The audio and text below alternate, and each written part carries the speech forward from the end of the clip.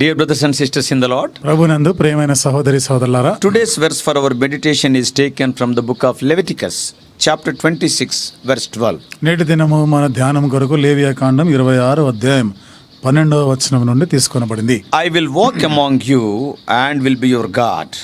నేను మీ మధ్య నడిచెదను, మీకు దేవుడనై యుందును. The God of the Bible is a covenant making and a covenant keeping God. Bible దేవుడు నిబంధన చేసే దేవుడు, నిబంధన నెరవేర్చే దేవుడు. Covenant speaks of the relationship between God and his people. నిబంధన అనేది దేవుడు దేవుని ప్రజలకు మధ్య ఉన్న సంబంధాన్ని గురించి మాట్లాడుతుంది. Leviticus 26:12 can be termed as God's gracious covenant. లేవియాకాండము 26వ అధ్యాయం 12వ వచనము దేవుని యొక్క కృపగల నిబంధనగా మనం చెప్పుకోవచ్చు. Let us see three important things in this verse. ఈ వచనంలో మూడు ప్రాముఖ్యమైన సంగతులు చూస్తాం. Number 1, మొదటిది the provision of grace. చూడండి, కృప యొక్క సదుపాయం. And it is important to understand that in the relationship between God and his people, దేవునికి దేవుని ప్రజలకి మధ్య ఉన్నటువంటి సంబంధాన్ని మనం అర్థం చేసుకోవాల్సిన ప్రాముఖ్యత. and it is God who makes the initiative. ఇక్కడ దేవుడే మొదటి అడుగు వేసేవాడు.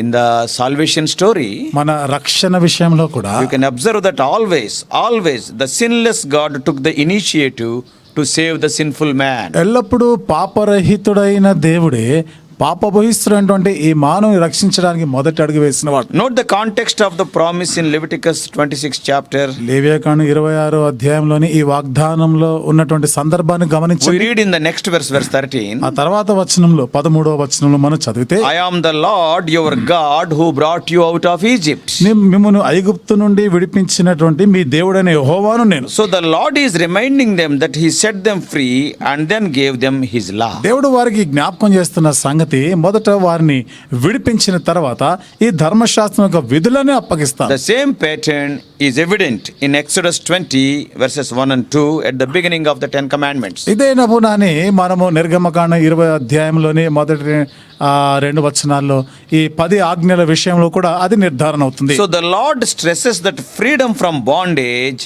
preceded, that is, it is followed by giving of the law. దేవుడు వారిని ఈ ధర్మశాస్త్రం ఇచ్చి వారిని విడుదల చేసిన తర్వాత ఈ ధర్మశాస్త్రం వారికి అనుగ్రహిస్తున్నాడు. It is the same in Leviticus 26. అదే లేవియాకాండం 26వ అధ్యాయంలో కూడా. Liberation from bondage is the context for the call for obedience in 26:3.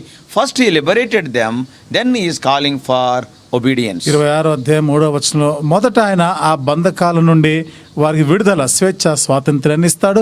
ఆ తర్వాత ఆయనకి లోబడి ఉండాలని కోరుతాడు. And that is followed by the promises of blessing for obedience. అది విధేయత మూలముగా వారికి వచ్చేటువంటి దీవెనలు. And also curses on the disobedient people. అలాగే అవిధేయత చూపిస్తే అవిధేయులైన వారి మీదకి వచ్చే శాపములు. So the whole covenant rests on what God has done. కాబట్టి నిబంధన అంతా కూడా దేవుడు చేసిన దానిపైన ఆధారపడింది. After Israel experienced a social and political liberation, ఇశ్రాయేలు సామాజిక రాజకీయమైనటువంటి ఈ స్వాతంత్ర్యాన్ని అనుభవించిన తర్వాత then the covenant spoke about the change of heart and life. అప్పుడు ఈ నిబంధన వారి హృదయము, వారి జీవితం యొక్క మార్పును గురించి మాట్లాడు. So all sinners, both Jews and Gentiles, are dead in their sins and transgressions. పాపులైన వారందరూ కూడా, యూదులైన అన్యజనులైన వారు పాపములు అపరాధముల చేత చచ్చిన వారే. Yes, we read it in Ephesians 2:1. ఎఫెసీయులకు రాసిన పత్రిక 2వ అధ్యాయం 1వ వచనంలో అది చదవచ్చు. So salvation is impossible unless God takes the initiative. దేవుడే గాని మొదటి అడుగు వేయకపోతే రక్షణ అనేది అసాధ్యం మనకి. Only God's grace can bring such sinners into covenant with himself. కేవలం దేవుని కృప మాత్రమే ఇలాంటి పాపులను దేవుని నిబంధనలోనికి తీసుకొని This is వస్తుంది. the provision of grace, the first thing. ఇది మొదటిది, దేవుని యొక్క కృపలో ఉన్న సదుపాయం. And second thing, రెండవది, and in this portion, the promise of fellowship. ఈ భాగంలో మనం చూస్తున్నాము సహవాసం గురించిన వాగ్దానం. And the covenant establishes a personal relationship between the Lord and his people. ఈ యొక్క నిబంధన అది దేవుడు దేవుని ప్రజలకు మధ్యలో స్థిరపరచబడినటువంటిది. It is a measure of the greatness of his grace. ఇది దేవుని యొక్క కృప యొక్క గొప్పతనాన్ని బట్టి. And it is a measure of that. అది దాని కొలత, దాని పరిమాణం. And he is not a distant God. ఆయన ఎక్కడో దూరముగా ఉండే దేవుడు కాడు. He says, I will put my dwelling place among you, I will walk among you. 26:11 and 12. ఏమంటాడు ఆయన 26వ అధ్యాయం 11-12 వచనాల్లో, నా మందిరం నీ మధ్య ఉంచెదను, నేను మీ మధ్యన నడిచెదను. So God's walking among his people recalls Eden before the fall. దేవుడు తన ప్రజల మధ్యలో నడవడం అనేది మనకి ఏం జ్ఞాపకం చేస్తా ఉంది?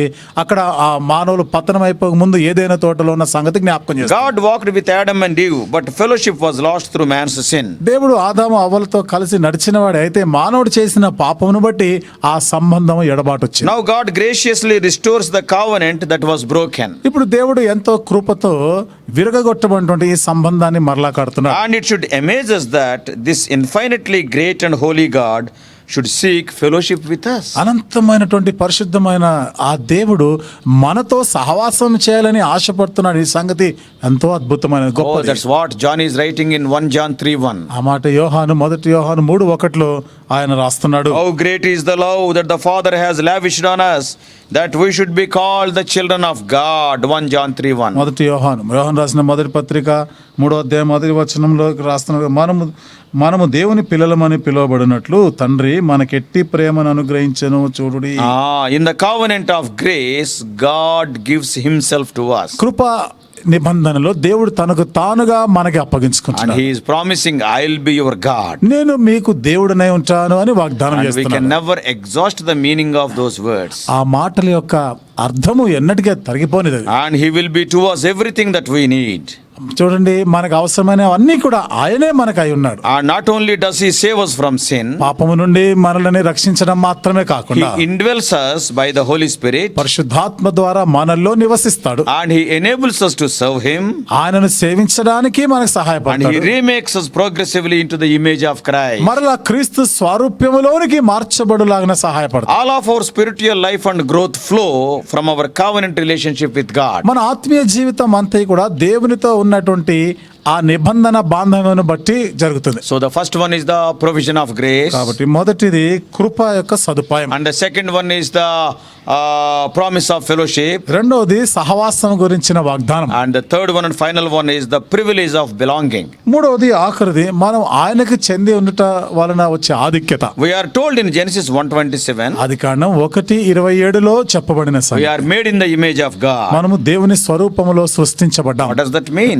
దాని అర్థం ఏమిటి? The God who reveals himself in the Bible is a triune God. బైబిల్లో తాను కనపరుచుకున్నటువంటి ఆ దేవుడు త్రిత్వమై ఉన్న దేవుడు. Made us in his own image. తన స్వరూపములో మనల్ని సృష్టించినాడు. So he promises in this verse, you will be my people. ఈ వచనంలో ఆయన చేసే వాగ్దానం, మీరు నాకు ప్రజలై ఉంటారు. He gathers his people into a community, a body.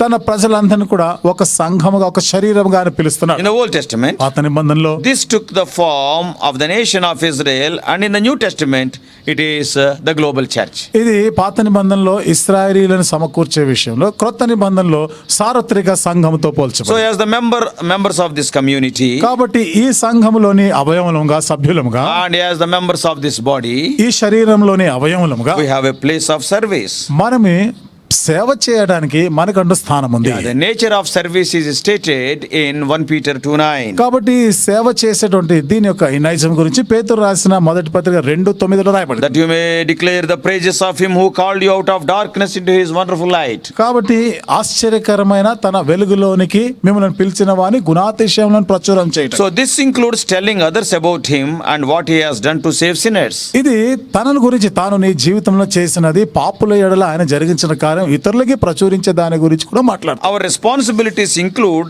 in particular the pursuit of holiness. We must be after holiness. మనకు బాధ్యత ఏముంటుందంటే పరిశుద్ధతని మనము వెంటాడాలి, పరిశుద్ధత కలిగి ఉండాలి. God says in 1 Peter 1st chapter, be ye holy as I am holy. పేతురు రాసిన మొదటి పత్రికలో అంటాడు దేవుడు, నేను పరిశుద్ధుడై ఉన్నలాగా మీరును పరిశుద్ధులై ఉండిరి. So the holiness is expressed in obedience, described in 26:3. కాబట్టి 26:3 ఈ పరిశుద్ధత అనేది విధేయతను బట్టి వచ్చే పరిశుద్ధత If గురించి you చెప్తున్నాడు. follow my decrees and are careful to obey my commands, he says. నా ఆజ్ఞలను మీరు అనుసరించిన ఎడల, జాగ్రత్తగా నా ఆజ్ఞలను మీరు పాటించిన ఎడల అంటాడు. Because we have received his grace, మనము ఆయన యొక్క కృపను పొందాం కాబట్టి so we do not find the Lord's commands a burden. దేవుని యొక్క ఆజ్ఞలు అనేవి భారముగా అనిపించదు మనకి. In fact, we show our love for the Lord by obedience. వాస్తవంగా చెప్పాలంటే మన విధేయత చూపించడం వలన దేవుని ఎడల మన ప్రేమను కనపరుస్తున్నాం. John 14:15 says, యోహాను సువార్త 14:15 if చెప్పబడింది, you love me, you will keep my commandments.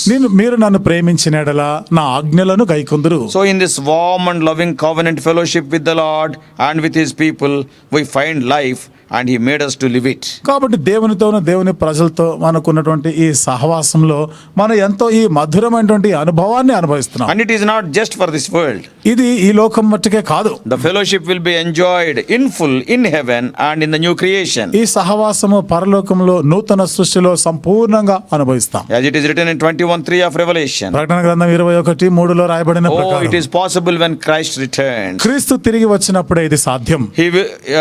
He will live with them. They will be His people, and God Himself will be with them and be their God. Revelation 21:3. ఆయన వారితో నివసిస్తాడు. ఇక్కడ ప్రకటన గ్రంథం 21:3 మనం చదువుతున్నాం. He will be their God. ఆయన వారికి దేవుడై ఉంచాడు, వారు ఆయన ప్రజలై ఉందురు. దేవుడు తానే వారి దేవుడై ఉండి వారికి తోడై ఉండు. So may God help us to enjoy all these truths in our Christian ఈ life. సత్యాలన్నీ మన క్రైస్తవ జీవితంలో అనుభవించలాగిన దేవుడు మనకి సహాయం చేయను గాక. May God bless you. దేవుడు నిన్ను దీవించను గాక.